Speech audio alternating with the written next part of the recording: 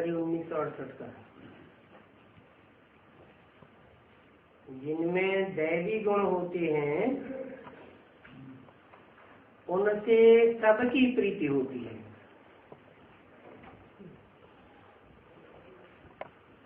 और जिनमें आसुरी गुण होते हैं सब विपरीत बुद्धि होते रहते हैं।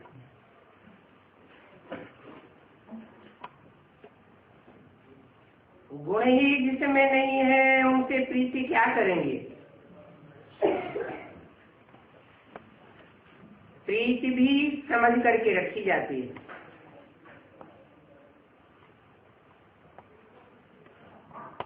तो अपने से पूछना चाहिए, हम कितना समय सर्विस करता हूँ?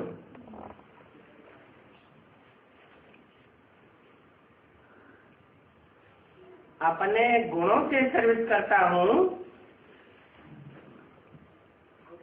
कि अवगुणों से सर्विस करता हूँ?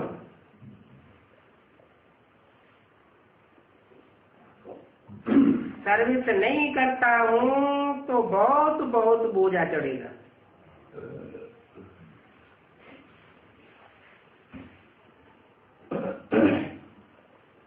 समझना चाहिए कि किस जन्म के लिए मैं सर्वेंट ही बनता रहूंगा।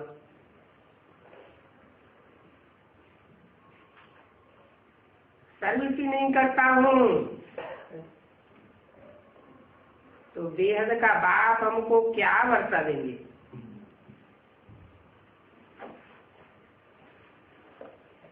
जो यहाँ बाप का काम करने वाले हैं उनके आगे भरी ध्वनि पड़ेगी। कोई में अवगुण है तो समझा जाता है, इनमें कोई गुण नहीं। ऐसे भी हैं। ऐसों का संग बहुत खराब कर देता है। यहाँ तो बच्चों को पुरुषार्थ करना है।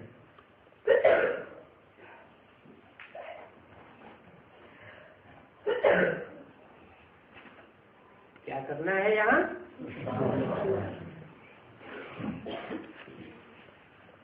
स्वार्थ के लिए नहीं मरना है। स्व माने अपने, रथ माने रथ, अपने रथ के लिए नहीं मरना है। क्या करना है? पुरुषार्थ करना है। ये शरीर रूपी पूरी और उसमें आराम करने वाली आत्मा,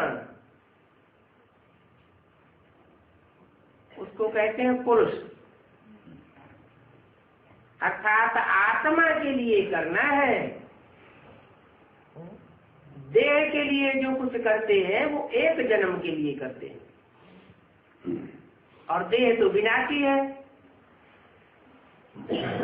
आत्मा तो अविनाशी है। तो आत्मा के लिए जो कुछ करते हैं वो अविनाशी जन्म जन्मांतर की कमाई हो जाती है। खास यहाँ माने कहा संगम युग में मैनर्स भी देखे जाते हैं।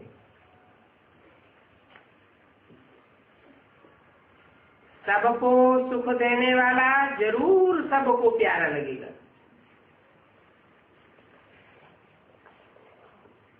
क्रोध करने वाले से साफ किनारा करने लग पड़ेंगे।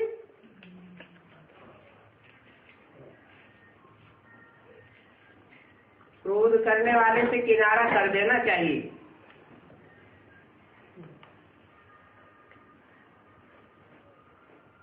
समझो कि भूत आया तो भाग जाना चाहिए, नहीं तो क्या होगा? हमारे में भी भूत की प्रवेशता हो जाएगी। भूत के आगे कब बोलना नहीं चाहिए। परंतु देखा जाता है कि बात करने लग पड़ते हैं।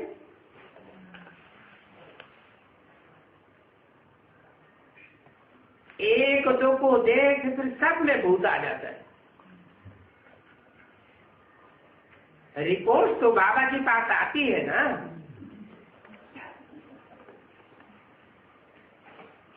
तो समझाना होता है ये भूत नहीं आना चाहिए, इनसे बात न करना ही अच्छा है,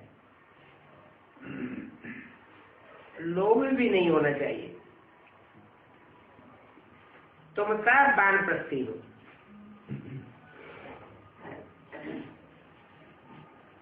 चाहे छोटे हो चाहे बड़े हो, सब वानप्रस्थी हो। कौन है? कौन सब वानप्रस्थी हो? यह वानप्रस्थी नहीं है, भले 7 साल का हो गया। कौन? ब्रह्मा। किससे कहा? तुम सब माना जिनको सामने मर्ज करके बोलते थे उनके लिए बोला तुम सब वानप्रस्थी हो। मना तुम सबको यहाँ ऐसी चीज बनानी है कि वाणी से परे होकर रह जाओ, शरीर भी रहे और शरीर होते भी वाणी से परे हो जाओ। तो तुम सब वाणी से परे जाने वाले हो, यह नहीं है क्या? वाणी से परे गया, परम नामवासी हुआ, शरीर तो छूट गया। तुम सब वाणी से परे जाने वाले हो, परंतु जो पापात्मा होंगे वो तो जा नहीं सकेंगे। क्या इशारा दिया? पापात्मा नहीं जा सकते। भूत प्रेत योनि किनको मिलती है? जो ज्यादा पाप करते हैं तो उनको भूत प्रेत योनि में जाना पड़ता है। उनमें भी कैटेगरीज होती है, कोई फरिश्ताई भी होते हैं, कोई नंबरवार होते हैं।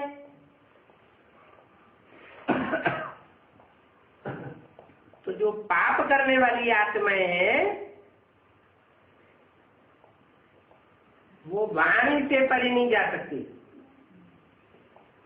क्योंकि उनके ऊपर विकर्मों का बोझा बहुत है ना। विकर्म ना विपरीत कर्म, काहे के विपरीत? श्रीमत जो कुछ कर्म करने के लिए कहती है उस श्रीमत के बताए हुए कर्मों के विपरीत ही कर्म करते हैं। अगर याद रहे तो कुछ विकर्म भी कम हो। क्या याद रहे? बाप और बाप की कीमत याद रहे, जो ऊंच से ऊंच बाप है तो विकल्प भी कम करे। क्रोध आदि है तो समझा जाता है ये याद करते ही नहीं है। किसको? जो बाप बापों का बाप है, धर्मराज बनकर के पार्ट बजाने वाला है,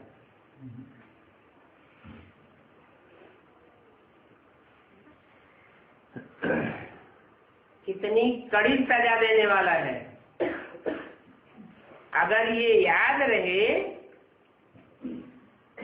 कि वो बाप आया हुआ है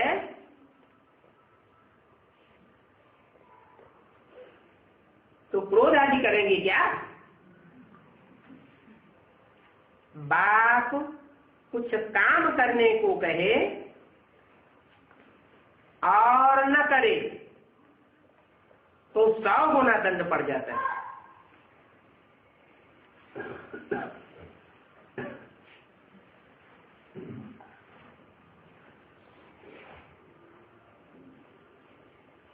जो बेसिक राज्य में पढ़े वो क्या समझेंगे इसका?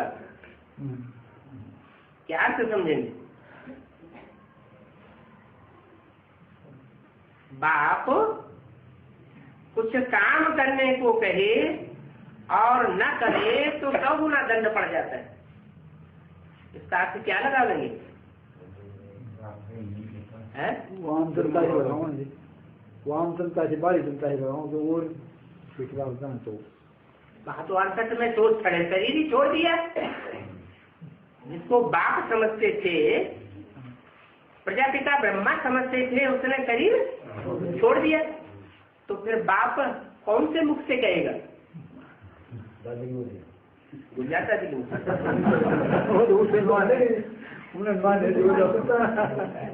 अगर गुलजार दादी के मुख से कहे तो गुलजार दादी बाप हो गई। परंतु ऐसा तो कभी सुना नहीं गया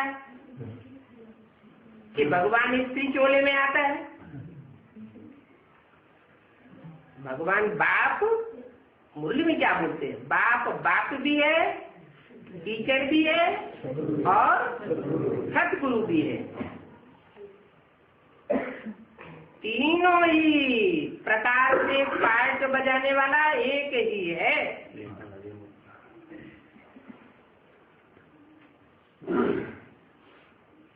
ना फरमान बरदार को कलंक लग जाता है।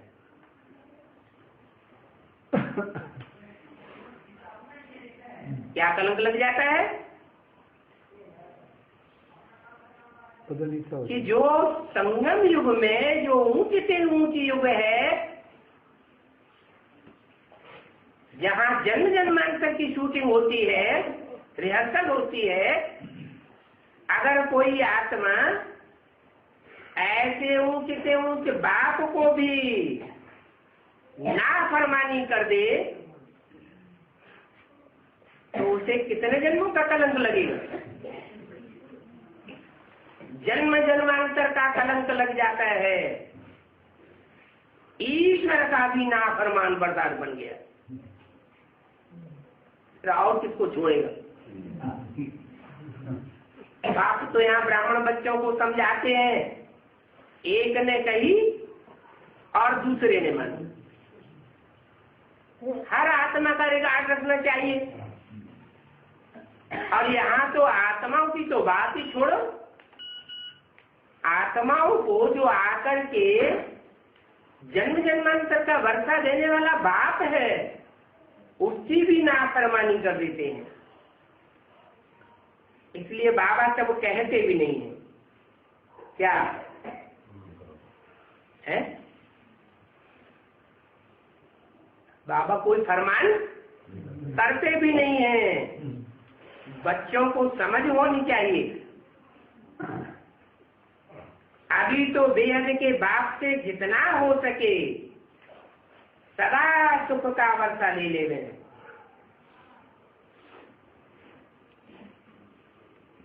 अभी माना कब?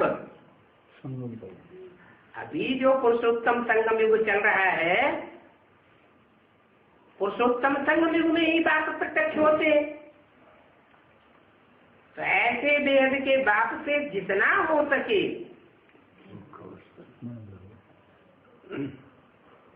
जितनी भी ताकत हो पुरुषार्थ करने की, जितना हो सके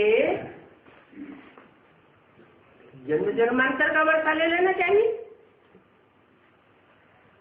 21 जन्मों का वर्षा मिलता है या जन्म जन्मांतर का मिलता है बाप से?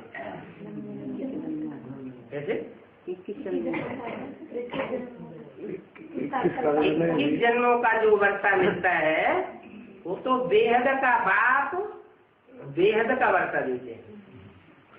लेकिन 21 जन्मों का पुरुषार्थ करने के बाद जो वर्षा मिलता है और उसके लिए जो संगम युग में अभ्यास किया है पुरुषार्थ करने का, अच्छा पुरुषार्थ करने का अभ्यास किया है, वो अभ्यास 63 जन्म भी चलता रहता है। बल इस एक जन्म में अच्छा पुरुषार्थ करेंगे तो अगले जन्म में उसकी प्राप्ति हो जाती है। तो पुरुषार्थ करने के संस्कार पक्के हो जाते हैं। ऐसे बहुत सी ऐसी हिस्ट्री में आत्माएं हुई हैं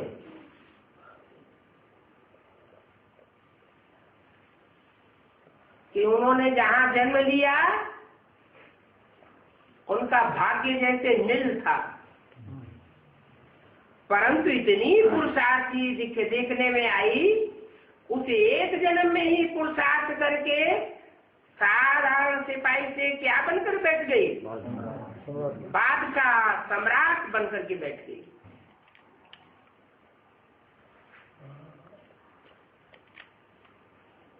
तो अच्छे अच्छे बच्चों को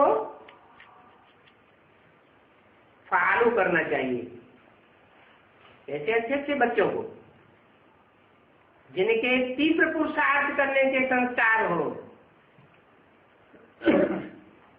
इसी को कभी भी दुख नहीं देना चाहिए। बाप का फरमान क्या है? न दुख दो न दुख लो।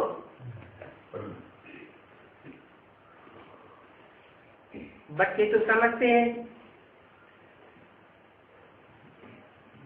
ये ड्रामा है, राजधानी स्थापन होने की है।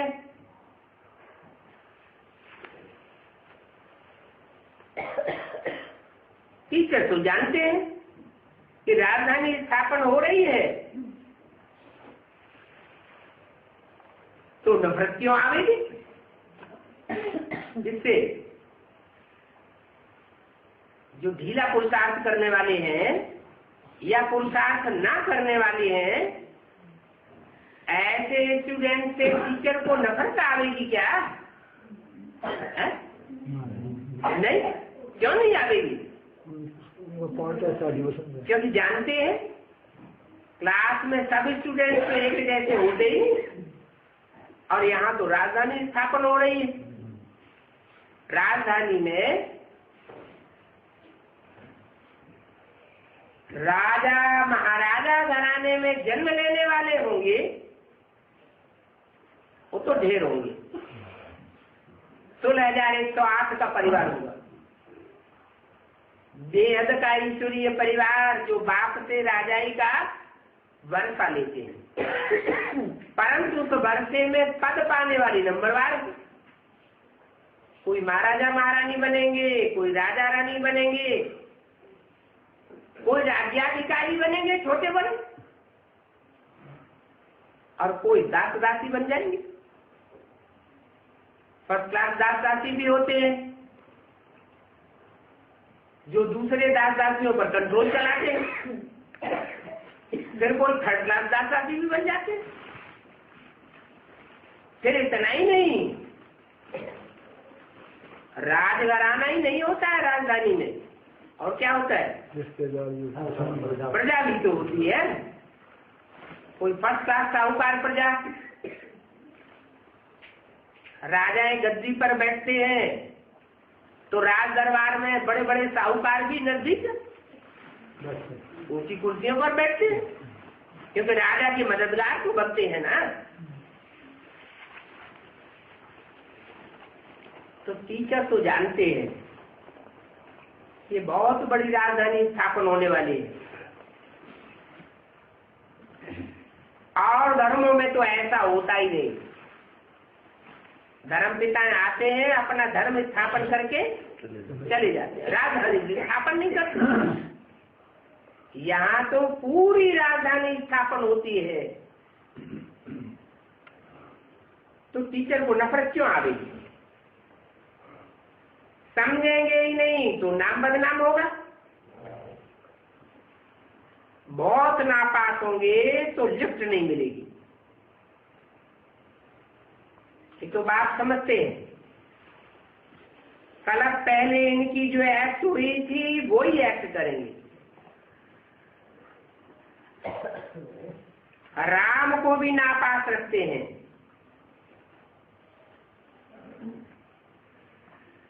क्या बी क्यों लगा दिया है? राम को भी, अरे राम का तो नाम इतना बाला है, राम राज्य का नाम कितना बाला है, वो राम भी नापास हुआ। युद्ध के मैदान में नापास हुआ तो फिर त्रेता में आ गया।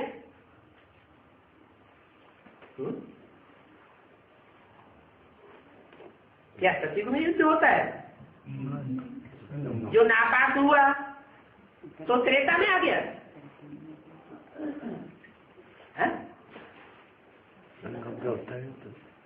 सतयुग में भी रामराज्य होता है या नहीं होता है? सतयुग में भी रामराज्य होता है। तो जब राम का ही राज्य सतयुग में होता है तो सतयुग में नापास हुआ क्या? पुरुषार्थ कहाँ होता है? सतयुग त्रेता में होता है या संगम पर होता है? तो कब नापास हुआ होगा? संगम में भी 100 साल का संगम है। तो राम भी नापास हुआ। इसका मतलब भी लगाने का मतलब यह है कि राम जैसी सशक्त आत्मा जिसका भारत में इतना नाम वाला है वो भी नापास हुआ, तो नापास होने से कोई रह जाएगा? माया किसी को छोड़ती नहीं है, किसी को आगे पकड़ती है और किसी को पीछे पकड़ती है। तो राम के लिए क्या कहते हैं? युद्ध के मैदान में नापास हुआ माने पास्ट में हुआ, वर्तमान में हुआ या फ्यूचर में होगा? हमेशा क्या कहते हैं? राम फेल हो गया, माने यज्ञ के आदि में फेल हो गया। कृष्ण के लिए नहीं कहते हैं क्या कि फेल हुआ, राम फेल हो गया। तो राम जो यज्ञ के आदि में फेल हो गया, कोई कारण होगा? क्या कारण?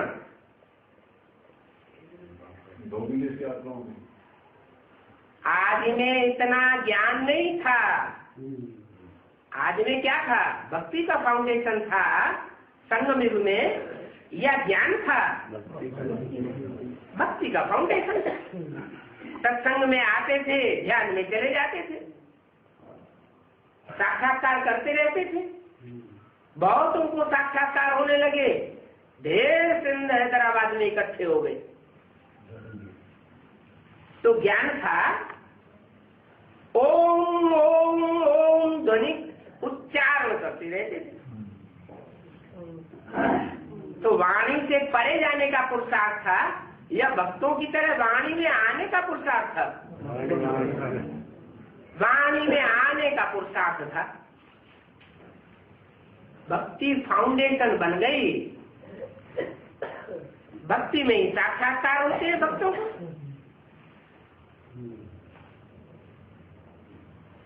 तो आज में ज्ञान नहीं था, इसलिए राम फेल हो गया।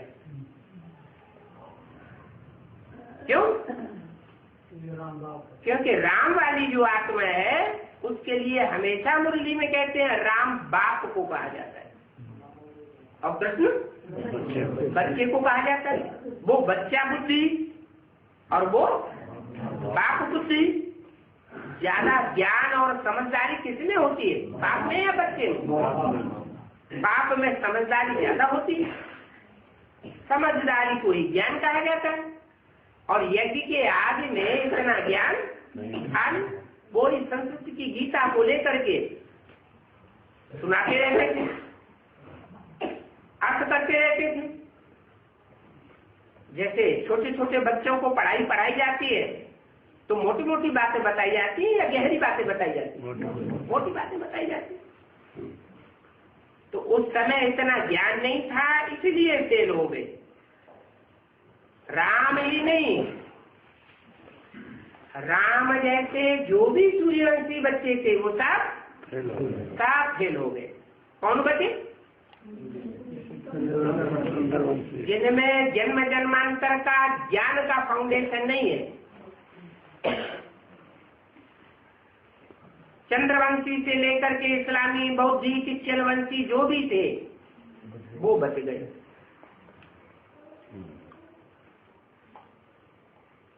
और जो आत्माएं बुद्धि के आधार पर काम लेने वाली थी, बुद्धिमान बाप के बुद्धिमान बच्चे थे, उनको बुद्धि का भोजन नहीं मिला तो टूट पड़े।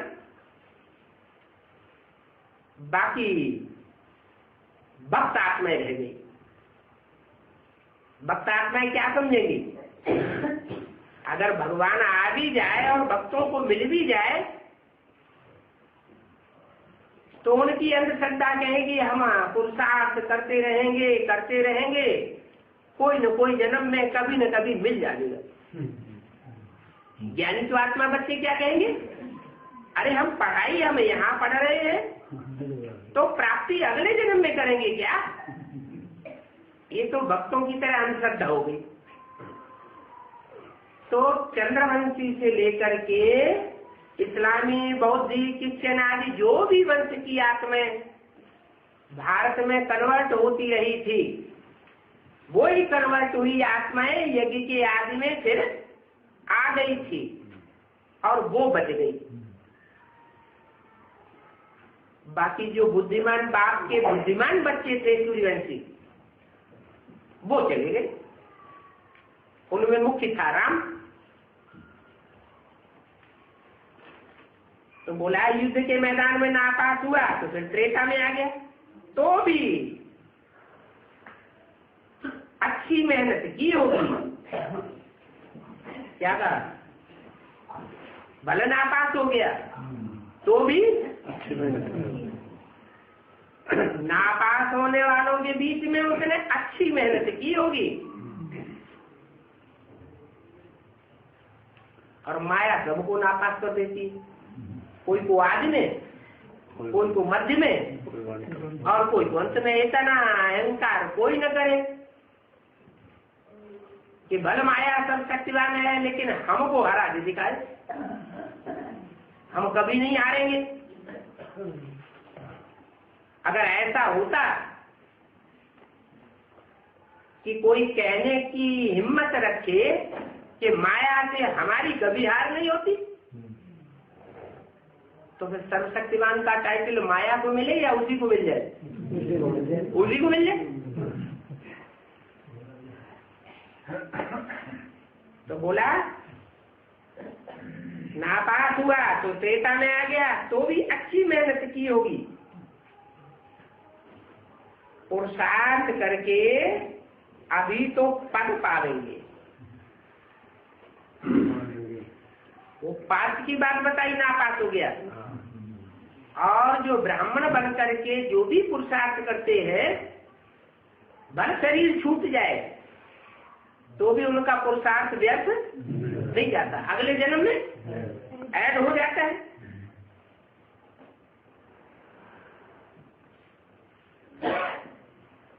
इसलिए बोला पुरुषार्थ करके अभी तो पद पावेंगे।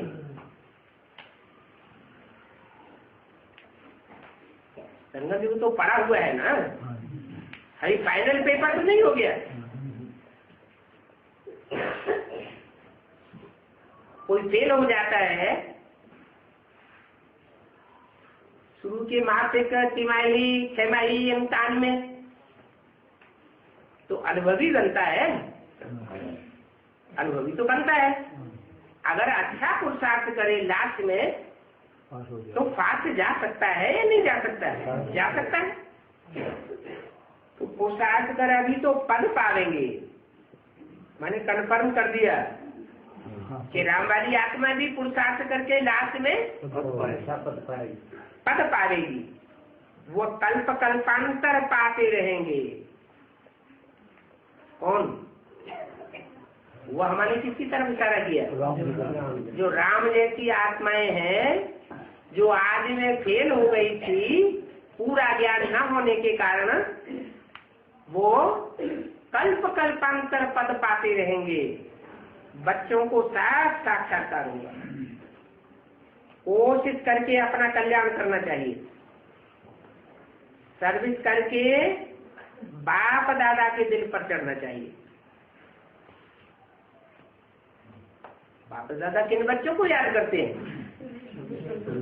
जो सर्विसेबल बच्चे हैं, बाप उनको याद करते हैं। जो सर्विस ही नहीं करते तो बाप उनको याद भी नहीं करते। बच्चे भी याद करते हैं बाप को, सारी दुनिया भगवान को याद करती है, लेकिन भगवान किन बच्चों को याद करते हैं? जो सर्वश्रेष्ठ बच्चे हैं उनको भगवान याद करते हैं। तो ज्यादा पावर किन बच्चों को मिलेगी? जो अपनी ताकत से भगवान को याद करते हैं उनको ज्यादा पावर मिलेगी, या भगवान जिन बच्चों को खुद याद करता है उनको पावर मिलेगी? भगवान याद करता है। भगवान तो सर्वशक्तिवान है। तो सर्वसेवुल बनने में ज्यादा फायदा है। और सर्विस कोई वाचा से ही नहीं की जाती है, कर्मेंद्रियों से ही सेवा नहीं की जाती है, दृष्टि से भी सेवा हो जाती है, वृत्ति से भी, संकल्पों से भी सेवा होती है। कोई के लिए स्वभावना रखी तो स्वभावना उसको पहचान में नहीं आवेगी। भक्ति मार्ग में भी कहते हैं हित आना हित पशु पक्षी जाना। क्या पशु पक्षी जो आत्माएं हैं वो भी जान लेती है ये हमारा हितैषी है, ये हमारा अनहित करने वाला है, ये हमारी पालना करने वाला है, और ये हमको शूट करने वाला शिकारी। जानवर भी समझ लेते हैं। तो मनुष्य तो मन बुद्धि वाला है, वो कैसे नहीं पहचानेगा? तो बाप दादा के दिल पर चढ़ना अच्छा है। रावण राज्य है तब तो रावण को जलाते हैं। कौन जलाते हैं?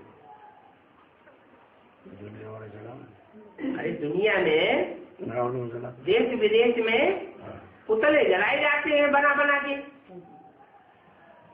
तो कौन जलाते हैं पुतले बनाकर? कोई बहुत दुख देता है तो उसका पुतला बनाकर जलाते हैं। तो ये दुख देने वाला रावण जो अनेक सिर वाला, अनेक मतों वाला है, जब बहुत दुख देते हैं तो उसको जलाते हैं। माने रावण का जलाना कौन से युग में शुरू हुआ? नहीं, द्वापर में इतना ही दुख होता है क्या? हर चीज दुनिया की सतो प्रधान, सतो सामान्य और रजो प्रधान होती है। तो 5 विकारों रूपी रावण भी पहले सतो प्रधान होगा कि पहले ही तमो प्रधान होता है? द्वापर युग में इतने विकार नहीं थे। रावण इतना तमो प्रधान दुखदाई नहीं था। कब बना दुखदाई? भारत के ऊपर कामी, क्रोधी, लोभी, मोहियों के आक्रमण कब हुए? कलयुग में हुए। हिस्ट्री बताती है। पहले तो आक्रमण नहीं किए। तो ये साबित हो जाता है कि भारत में ये रावण संप्रदाय ने आक्रमण तीखा तीखा कलयुग में किया।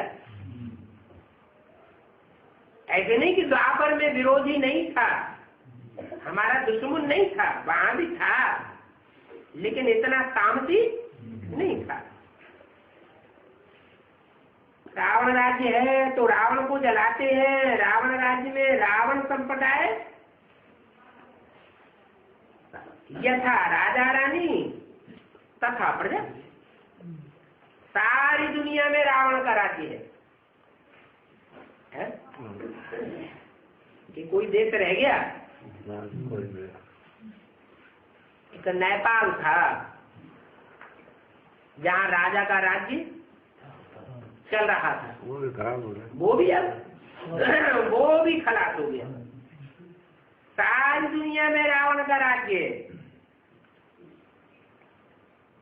तो यथा राजा तथा प्रजा भी सारी दुनिया में रावण संप्रदाय हो गई।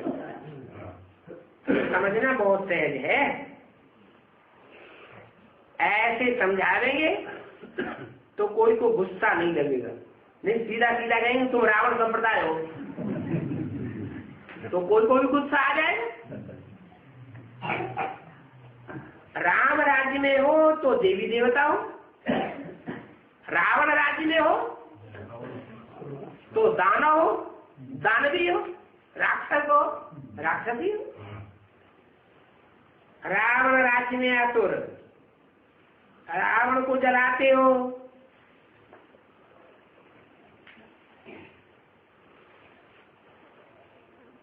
नहीं मरता। हर साल रावण को जलाते हैं, मरता है क्या? और ही बड़ा चित्र बनाए देते। तो रावण को जलाते हो और बड़ा हो जाता है, मरता तो नहीं है। नहीं मरता है तो है ना कि खत्म हो गया जलाने से। अब पावन बन पावन दुनिया का मालिक बनना है, माना कोई दूसरे का पुतला बना करके जलाने से नहीं रावण राज्य खत्म होगा। क्या करना है?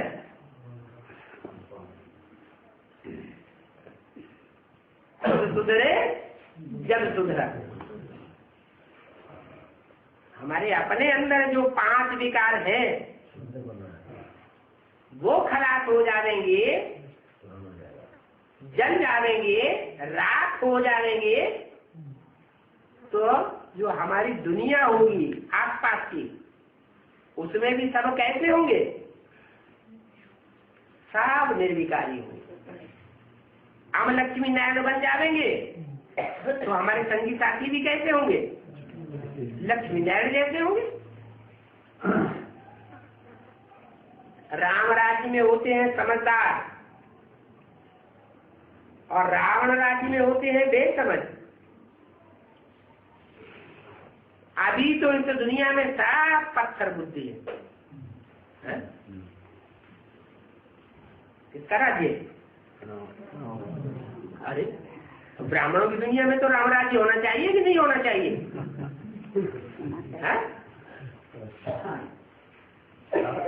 स्थापन हो रहा है, स्थापन हो रहा है। राम राज्य स्थापन होगा, कृष्ण के द्वारा स्थापन होगा, राम के इब्राहिम के द्वारा स्थापन होगा, मोहम्मद के द्वारा स्थापन होगा। किसके द्वारा स्थापन होगा? राम राज्य नाम है, शिवराज्य तो नाम नहीं है। राम राज्य नाम है तो राम के ही द्वारा स्थापन होगा।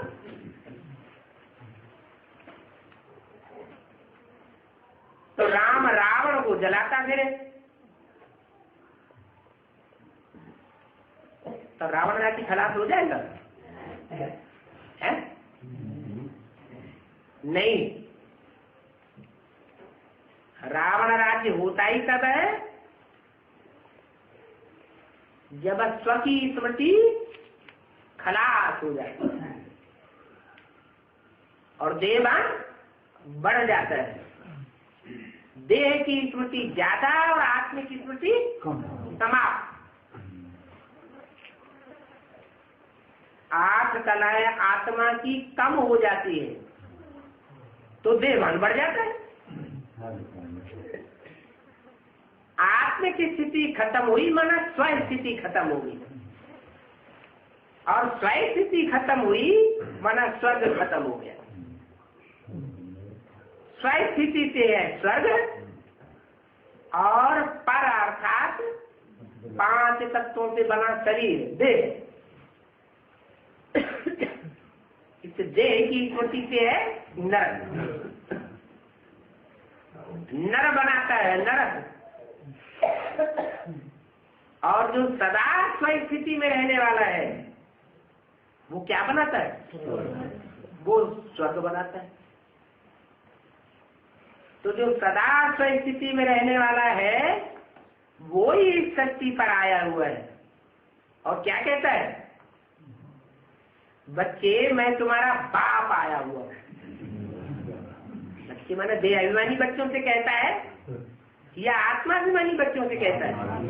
देहाभिमानी बच्चे बाप के बच्चे हैं। बाप के बच्चे डायरेक्ट कौन बनेंगे? जब संगम युग का अंत होगा और सतयुग में जाने वाले होंगे या सतयुग के बच्चों को पैदा करने वाले होंगे, तो वो 84 जन्म लेने वाले होंगे या कम जन्म लेने वाले होंगे? वही तो होंगे आत्माभिमानी बच्चे। वो बाप के डायरेक्ट बच्चे होंगे और बाकी तो डायरेक्ट बच्चे है ही नहीं। न बाप के फरमान को मानने वाले हैं, तो बाप के फरमान को न मान करके देहधारी धर्मगुरुओं के फरमान को अंत में मानने लग पड़े।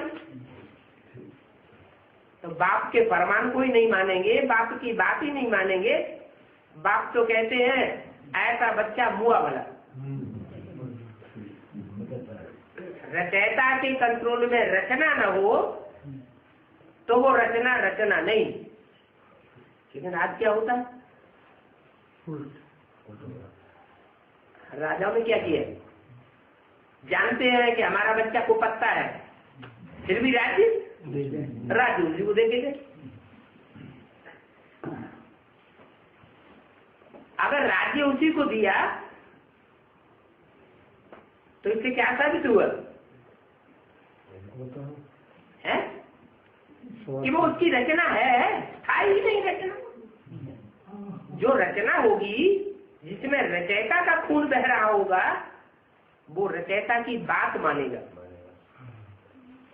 और कोई दूसरे का खून पड़ गया है तो नहीं मानेगा।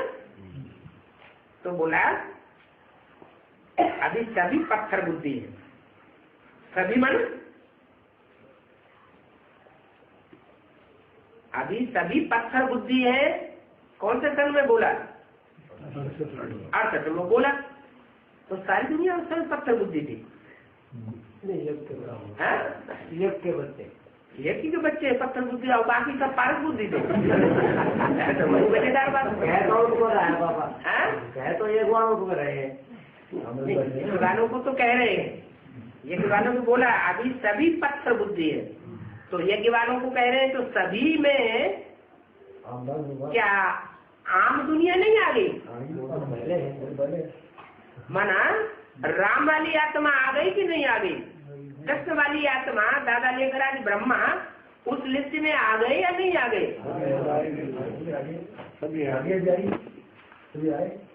वो भी आ गए। वो अगर उस लिस्ट में ना होते पत्थर बुद्धि की लिस्ट में तो मुरली के जो भी वाक्य थे जो थे और जैसे थे उनको वैसा ही समझ लेते। क्या समझा? सन 76 के विनाश की घोषणा हुई मुरली में। क्या ये समझा?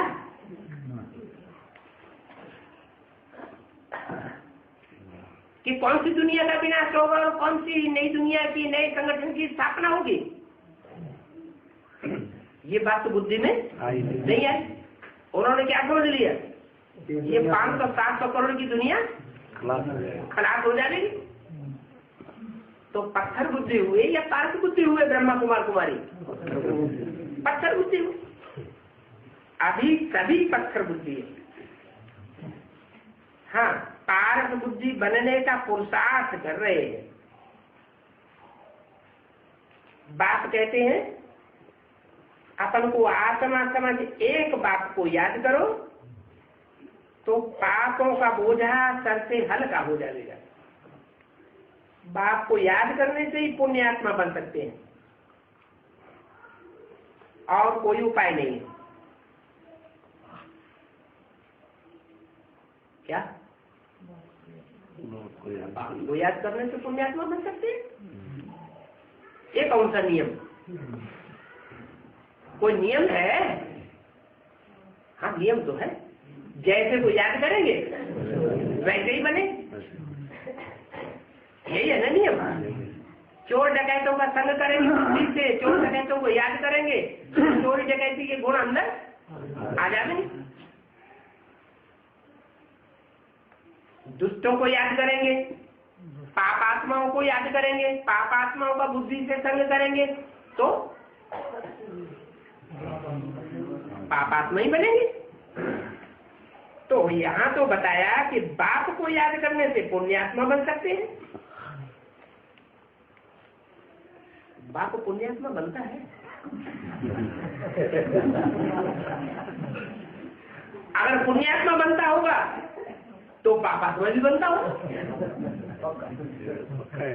आत्माओं का बाप, बिंदु बिंदु आत्माओं का बाप पुण्यात्मा पापात्मा बनता है क्या? वो तो बनता नहीं। फिर कौन से बाप की बात है? राम बाप की भी बात नहीं है। साकार में आए हुए निराकार बाप की बात है। अगर साकार को छोड़ दिया तो भी पुण्यात्मा नहीं बनेंगे। अगर निराकार को छोड़ दिया तो भी पुण्यात्मा नहीं बनेंगे। इसलिए एक कन्नड़ की मुरली मिली, उसमें लिखा है आकारी को याद करेंगे, साकारी को याद करेंगे, निराकारी को याद करेंगे, पाप नहीं कटेंगे। न साकार को याद करना है, न निराकार को याद करना है, न आकारी को याद करना है। सूक्ष्म शरीरधारी को भी याद नहीं करना है, क्योंकि सूक्ष्म शरीरधारी फरिश्ताओं को दूसरे धर्म के लोग ज्यादा मानते हैं। भारत में फरिश्तों को मान्यता नहीं है। भारत में मान्यता है देवताओं की, जिनके मंदिर बनाए जाते हैं, मूर्तियां बनाई जाती है, उनकी पूजा होती है। फरिश्तों की यहाँ कोई मान्यता नहीं है। अभी जो भूत प्रेत पूजा हो रही है भारत में, तांत्रिकों की मान्यता हो रही है, इसका प्रभाव ये विदेशियों का प्रभाव है। गीता में तो साफ लिखा हुआ है, मेरी उपासना करने वाले मेरे से प्राप्ति करेंगे। देवताओं की उपासना करने वाले देवताओं से प्राप्ति करेंगे और देव पद पावेंगे। क्या? मेरी उपासना करने वाले देव पद नहीं पावेंगे। क्या पावेंगे? अरे तो भी देवता ही हुआ। मेरी उपासना करने वाले मैं भगवान हूँ, तो क्या बनावेगा? भगवान आते हैं तो भगवान भगवती बनाते हैं। सत्युग में भगवान भगवती होते हैं क्या? भगवान नहीं होते। तो भगवान भगवती का पद ऊंचा या देवी देवता का पद ऊंचा? भगवान भगवती का पद ऊंचा। इसलिए यहाँ बोला बाप को याद करने से पुण्यात्मा बन सकते हैं। माना निराकार बाप की बात नहीं है। डॉक्टर का संग करेंगे तो डॉक्टरी के गुण आ गए। इंजीनियर का संग करेंगे तो इंजीनियरिंग के गुण आ गए। बाप पुण्यात्मा हो तो बच्चे भी पुण्यात्मा बने। इसलिए बोला बाप को याद करने से पुण्यात्मा बन सकते हैं। कौन से बाप को याद करने से?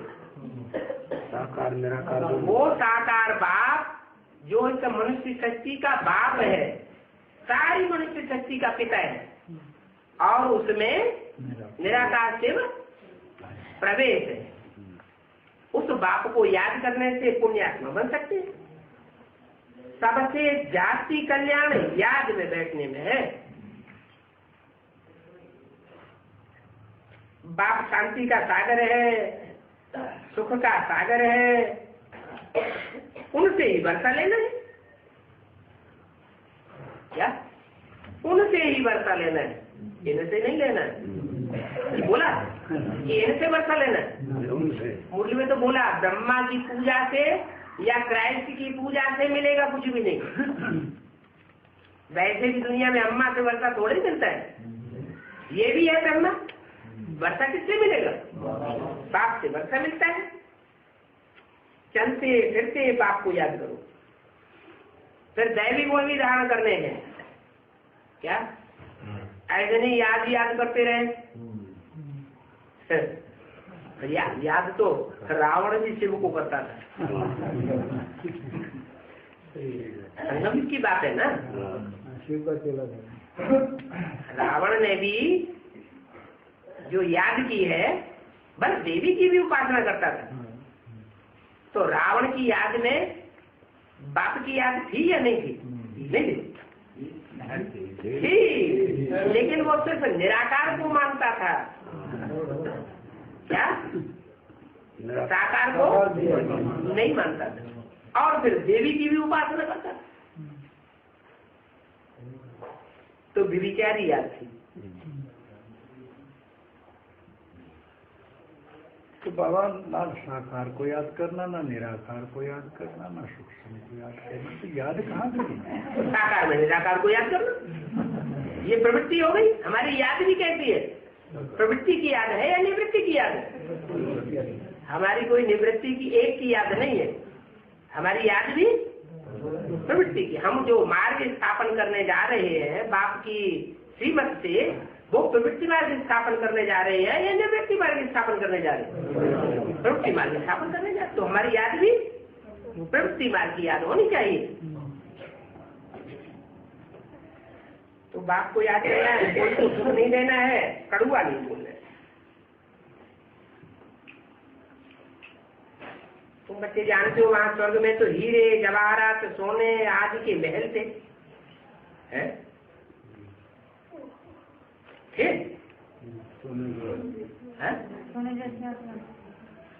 सोने जैसी आत्मा के महल थे। महल माने क्या? जो संगठन बनेंगे, संगठन के किले बनेंगे, वो सब श्रेष्ठ आत्माओं के संगठन के किले बनेंगे। उनमें कोई भी इस्लामी बौद्धी नहीं होंगे। कौन होंगे? सारे सूर्यवंशी होंगे, या तो सूर्यवंशियों के सामने झुकने वाले चंद्रवंशी होंगे। अपनी बेटी दे दो तो तुम भी क्या बन जाओगे? तुम वो सूर्यवंशी बना देंगे।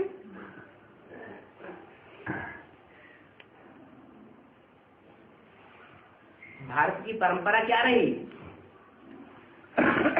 बच्ची जब पति के घर में जाती है तो उसका कुल पति का कुल हो जाता है, खून ही सारा बदल जाता है। कि वही खून रह जाता है, खून ही बदल जाता है। ऐसे ये फाउंडेशन पड़ गया है कि जो भी सूर्यवंशी हैं वो असल बाप के बच्चे हैं, परंतु उनका सहयोग देने के लिए जो जीवन भर के लिए बन जाते हैं, अपने को झुकाए देते हैं, बल दूसरे वंश के, वो भी क्या बन जाते हैं? वो भी सूर्यवंशी कहे जाते हैं। तो ऐसी सूर्यवंशी चंद्रवंशी आत्माओं के संगठन के महल होंगे, किले होंगे।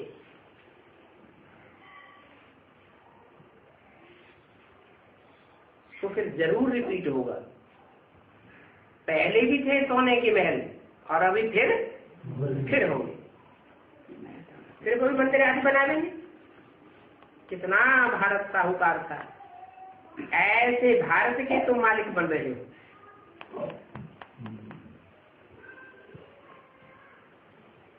विश्व के मालिक बनते हो, बाप खुद तो विश्व के मालिक बनते नहीं है? कि कौन से बाप की बात है? निराकार जो साकार बाप है वो विश्व का मालिक बनता है। चित्रों में दिखाया है, सिर्फ चरित्र है सर। चित्रों में बैगर दिखाया है या ताजदारी दिखाया है? नारायण तो बैगर दिखाया। चित्र चरित्र की यादगार है ना। तो बाप ने बच्चों को वर्षा दिया है। बाप बच्चों को विश्व की मालिकाना दे करके जाता है, खुद मालिक नहीं बनता है। इसको कहते हैं बेताज बादशाह। क्या? ताज धारण नहीं करता, लेकिन बच्चों को ताज दे करके जाता है। भगवान नारायण के रूप में जो प्रतिष्ठा हुई विश्व की बात है, विश्व की बात है। नारायण जो होगा, नर से जो नारायण बनने वाला होगा, वो नई दुनिया का मालिक होगा या सारे विश्व का मालिक होगा? संगम वो वो तो शंकर की बात हो गई। प्रजापिता और शंकर में अंतर है या नहीं है? पूरा विश्व जिसको मानेगा है, सारा विश्व जिसको माने। नारायण को विदेशी लोग मानते हैं क्या? नहीं मानते। भारतवर्ष में नारायण एक ऐसा राजा हुआ है जिसकी सत्यनारायण की कथा गाई जाती है। विदेशों में सत्यनारायण की कथा नहीं गाते, भारतवासी में गाते हैं। और नारायण जो है वो सारे विश्व का मालिक नहीं है। पूरा विश्व को मान रहे हैं, पूरा विश्व भी तो मानता है। नहीं, पूरा विश्व नारायण को नहीं मानता है। नारायण को नहीं मानता है, बाप को तो मानता है। बाप जो बाप हो, जिसको बाप कहा गया है, वो एडम आदम और आदिनाथ कहा जाता है। नारायण थोड़ी कहा जाता है दूसरे वर्गों। विश्व महाराजन को तो जो विश्व महाराजन कहा जाता है वो तो वास्तव में शंकर का टाइटल है, विश्वनाथ। काशी विश्वनाथ गंगे हर हर महादेव शंभो, इसका नाथ है, सारे विश्व का नाथ। तो बोला ये राम की आत्मा होती है बाबा। राम की आत्मा ही जब उसमें शिव प्रवेश है और शिव प्रवेश करके उसे आप समान बना के चला जाता है, तो दो तरह के पार्ट बजाती है। विश्वनाथ का भी पार्ट है, शंकर का भी पार्ट है, लेकिन लक्ष्मी के साथ बुद्ध योग से रहने के कारण नारायण का भी पार्ट है। जैसे कोई रोल होता है ना, कोई नाटक होता है तो दो पार्ट बजाता है, तो ऐसे ही डबल पार्ट है। तो बाप खुद तो विश्व के मालिक नहीं बनते। विश्व के मालिक कौन बनते हैं? तुम बच्चे विश्व के मालिक बनते हो। अब तुम ही विश्व के मालिक थे, न मैं विश्व का मालिक था, न ये विश्व का मालिक था, न इसके फॉलोअर विश्व के मालिक थे, तुम विश्व के मालिक थे। फिर 84 जन्म लेते लेते तमो प्रधान बन गए। बाप कहते हैं मैं आकर सभी का उद्धार करता हूँ। सभी का मन, हाँ, जो भी मनुष्य आत्माएं हैं सबका उद्धार करता हूँ। उद्धार माने उत्त माने ऊपर, हर माने हरण करके ले जाता हूँ। तुम अपने पुरुषार्थ से ऊपर नहीं जाते हो, तुम्हारी बुद्धि नीचे ही धरी रहती है, तो क्या करता हूँ? ले जाता, जबरियन बलात् हरण करके तुम्हारी बुद्धि या आत्मा को ऊपर ले जाता हूँ। तो उद्धार हो गया ना। परमधामवाद की जो आत्मा बन जाएगी तो उसमें कोई पाप रह जाएगा क्या? नहीं, निष्कलंक हो जाएगी। वहाँ विकार की बात नहीं है। रावण जाती है, बात कितनी मीठी मीठी पॉइंट सुनाते हैं। यहाँ से बाहर गए फिर उल्लू के उल्लू बन जाते। यहाँ आते हैं तो खुशी का नशा चढ़ जाता है, खुशी का पारा चढ़ता है। बाहर गए बुद्धि जो है जमीन की तरफ चली जाती है। बाप ऊपर ले जाते हैं और माया रावण नीचे ले जाते हैं। भक्ति मार्ग है ही उल्टा मार्ग, ज्ञान मार्ग है उल्टा मार्ग। भक्ति मार्ग में टांगे ऊपर और सर जमीन की तरफ, 5 तत्वों की तरफ। बुद्धि जो है, बुद्धि माने सर, ये आंख की तरफ हो जाती है, धरणी की तरफ बुद्धि हो जाती है। 5 तत्वों वाली। ज्ञान मार्ग में तो सिर ऊपर होता है और टांगे नीचे रहती है। माने इस दुनिया को लात मारते हैं और बुद्धि को, बुद्धिरूपी हाथ को स्वर्ग की तरफ बढ़ाते हैं। उल्लू उल्टा लटकते हैं ना, मनुष्य भी उल्टे लटके हुए। अभी बाप सबको उल्टा बनाते हैं, बच्चों को पुरुषार्थ करना है। बाकी बाबा कोई से 2 लाख लेकर के क्या करेंगे?